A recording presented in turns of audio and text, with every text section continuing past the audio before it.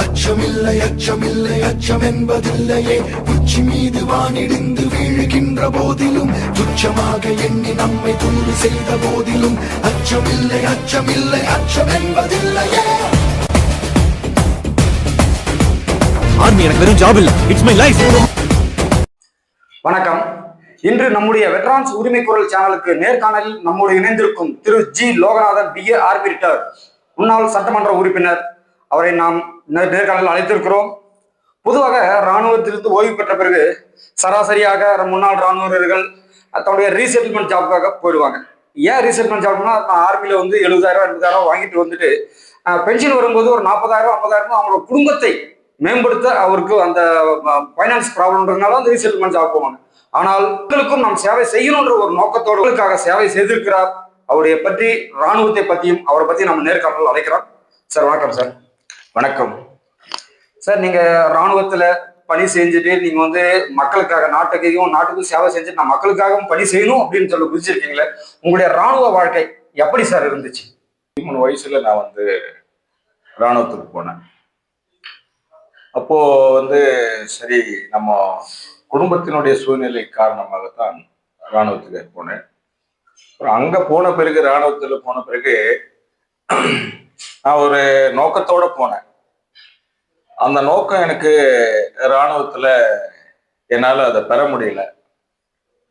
முடியாத காரணத்தினால நம்மளோட ஜூனியர் எல்லாம் ஒரு நிலைக்கு வந்துட்டதுனால நான் VRS எழுதி கொடுத்துட்டு 2001 ரிட்டையர்மெண்ட் எழுதி கொடுத்துட்டு நான் வந்துட்டேன். வேஷ்டி கட்டணம் தான் நான் இந்த கட்சிக்கு வந்தேன். அப்படி நீங்க வேட்டி கட்டணுன்றதுக்காக வந்தீங்களா? வேட்டி அதிமுக வேட்டியே நம்ம கட்டணும். ஓகே. இது பார்க்கும்போது எனக்கு ஒரு ஆர்வம். Okay sir. இப்போ நீங்க இராணுவத்திலிருந்து ஓய்வு பெற்று வந்தீங்க. இப்போ இது கொஞ்சம் ஒரு கடினமான கேள்விதான் உங்களுக்கு. ஏன் அப்படின்னா, இராணுவத்துக்கு முதல் உரிமை கொடுப்பீங்களா, அரசியலுக்கு முதல் உரிமை கொடுப்பீங்களா? ஏன்னா அந்த கொஸ்டின் நான் உங்ககிட்ட கேட்டுதான் ஆகணும் சார். எதுக்கு நீங்க முன்னுரிமை கொடுப்பீங்க சார்? அதாவது ரெண்டுமே நீங்க கேட்கக்கூடிய கேள்விகள் ரெண்டுமே ஒரு முக்கியமான கேள்விதான். இது நான் இராணுவத்தை ஒரு பிரதிநிதியாக நான் மக்களால் தேர்ந்தெடுக்கப்பட்டு ஒன்றிய கவுன்சிலரு, ஒன்றிய ஊராட்சி குழு தலைவர், அதே போல சட்டமன்ற உறுப்பினர் என்ற முறையில் மக்களுடைய ஆதரவோடு நான் மக்கள் பணி செய்வதற்கு எனக்கு மக்கள் தேர்ந்தெடுத்தாங்க. அதில் ரெண்டுமே நான் என்னை பொறுத்தவரையில் அங்கே நம்ம நாட்டுக்காக நம்ம சேவையாற்றினோம், பணியாற்றினோம்.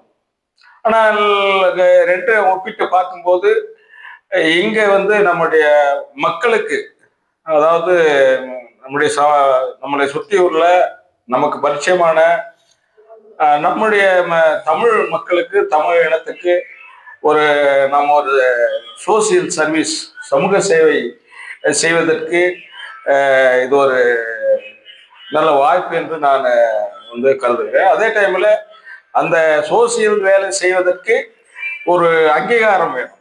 பிரியாரிட்டி இராணுவமா அரசியல் துறையா? இந்த பதிலுக்கு இரண்டுமே நான் சம அளவில் தான் பார்க்கிறேன். இராணுவமும் எனக்கு அடிப்படை குடும்பத்தை உயர்த்தியது. அது எனக்கு ரொம்ப பேஸ். அதன் பிறகு நான் உங்க ஒரு லைஃபுக்கு ஒரு பேஸ் ஆர்மி. என்னுடைய பேஸுக்கு ஆர்மி தான். Okay sir. அதுக்கு முன்னாடி நான் சாதாரணமான ஒரு நபரு.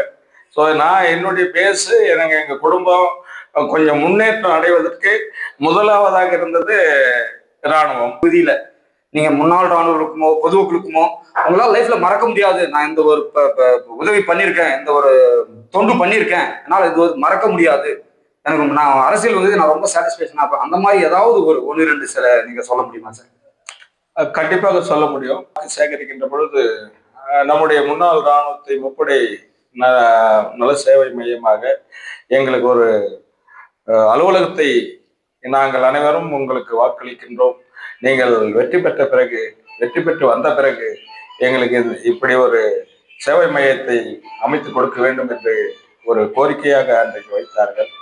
அந்த கோரிக்கையின் அடிப்படையிலே நான் வெற்றி பெற்றதும் முதலாவதாகவே என்னுடைய நானும் ஒரு ஓய்வு பெற்ற இராணுவ வீரன் என்ற அடிப்படையில் அந்த முப்படை நல சேவை மையத்திற்கு முழுக்க முழுக்க அப்பொழுது இருந்த அந்த சேவை மையத்தினுடைய தலைவர் திரு சுபேதார் ஜெயக்குமார் சாருடைய ஒத்துழைப்போடு நாங்கள் கேவி குப்பத்தில் ஒரு முன்னாள் முப்படை நல வீரர்களுக்கு ஓய்வு பெற்ற நல வீரருக்கு ஒரு கட்டிடங்கள் கட்டி கொடுத்திருக்கிறோம். அது ஒரு மறக்க முடியாத ஒரு என்னுள்ள ஒரு சந்தோஷமான ஒரு இது. அதே போல கேவி குப்பம் சட்டமன்ற தொகுதி மக்களுக்கு மருத்துவ வசதியை ஏற்படுத்தி கொடுக்கணும் அப்படின்ற அடிப்படையில, ஏன்னா கிராமப்புறங்களிலே நிறைந்த ஒரு தொகுதியாக கேவி குப்பம் தொகுதி இருக்கின்ற காரணத்தினால குப்பம் தொகுதியில வந்து நிறைய முன்னாடானவர்களுக்கும் பொதுமக்களுக்கும் நிறைய உங்க பேரு சொன்னாலே சும்மா அதிருதில்லை அப்படின்ற மாதிரி உங்களுக்கு பேரு ஒரு நல்ல ஒரு பேர் இருக்குது. மேலும் மேலும் நீங்கள் வந்து இந்த ஒரு எக்ஸர்விஸ்மேனாக இருந்துட்டு முன்னாள் இராணுவராக இருந்துட்டு பொதுமக்கள் சேவை செய்யறது ஒரு பெரிய ஒரு பாக்கியம். அந்த பாக்கியம் உங்களுக்கு கிடைச்சிருக்குது. கேவி மக்களும் உங்களுக்கு அதை கொடுத்துருக்காங்க. இப்போ ஃபைனலா வந்து ஒரே ஒரு ஒரு கொஸ்டின் சார். முன்னாள் இராணுவர்களுக்கு நீங்க என்ன சொல்ல, ஒரு அறிவுரைன்னா நீங்க என்ன சொல்ல விரும்புறீங்க சார்? நம்மள ஒற்றுமை என்பது மிக முக்கியமான ஒன்று. அந்த ஒற்றுமையின் வழியிலே நாம் வந்து எதையுமே வந்து நாம் சாதிக்க முடியும்.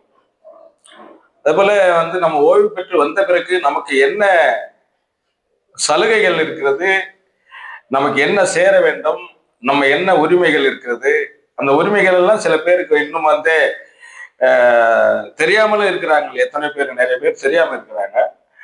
ஆகையால் வந்து அவங்க எல்லாருமே வந்து நம்ம வந்து இது மாதிரி ஒரு நல சேவை மையங்கள் அந்த ஓய்வு பெற்று வந்திருக்கிற அவங்களுக்காகவே நம்ம வந்து இதெல்லாம் செய்து வருகிறோம். அந்தந்த பகுதியில இருக்கின்றது. ஆக அவங்க வந்து அந்த இராணுவ வீரர்கள் வந்து நமக்கு உரிமை என்னென்னவோ அந்த உரிமையை விட்டு கொடுக்க கூடாது. அதிகமாக சர்வீஸ்ல இருக்கிறவங்க நம்ம வேலூர் மாவட்டம் தான். ஆக இது ஒரு மாவட்டத்திற்கு மிலிட்ரிகார் மாவட்டம் கூட பேர் வைக்கலாம். அந்த அளவுக்கு அது இங்க நமது கண்ணமங்கலம் பகுதியில கம்மான்பேட்டை என்ற ஒரு கிராமம் இருக்கின்றது. அந்த ஒரு நிலைக்கு வர வேண்டும் என்றால் இங்க நமக்கு ஒரு கேந்திரிய வித்யாலயா பள்ளி ஒண்ணு ரொம்ப ரொம்ப முக்கியமான அந்த பிள்ளைகளை நல்ல ஒரு வருங்கால சந்ததியாக உருவாக்குவதற்கு கல்வியை முழுமையாக அவர் பிள்ளைகளுக்கு கொடுக்க வேண்டும் என்பதை இந்த நேரத்தில் நான் அந்த ஓய்வு பெற்ற இராணுவர்களுக்கு தெரிவித்தேன். ஓகே சார், உங்க பொன்னான நேரத்தை வீணழித்துட்டு உங்களுக்கு ஏதோ நிறைய ஷெட்யூல்மெண்ட் இருக்கு. இப்போ எலெக்ஷன் வர வந்துருச்சு, நிறைய ஷெட்யூல்மெண்ட் இருக்கு. அந்த ஷெட்யூல்மெண்ட்லாம் வந்து வெட்டரான்ஸ் உரிமை குரல் என்னும் ஒரு யூடியூப் சேனலுக்காக நீங்க திருவிழாவுக்கு வந்தீங்க. திருவிழா வந்துட்டு என்னோட நேர்காணலும் நீங்க கொடுத்துட்டீங்க. ஃபர்தர் நீங்க முன்னாள் இராணுவர்களுக்கு நாளைக்கு நீங்க ஒரு மக்கள் பிரதிநிதி ஆயிட்டீங்கன்னா நாங்க இன்னைக்கு கொடுத்த ஒரு சில கோரிக்கைகள் நீங்க அதை நிச்சயம் நீங்க நிறைவேற்றுவீங்கன்னு நாங்க நம்புறோம். இந்த வெட்டரான்ஸ் யூடியூப் சேனல் இதுல வந்து நான் உங்களுக்கு வந்து பெரிய நன்றியை தெரிவித்துக் கொள்வோம் சார். நன்றி சார், வணக்கம்.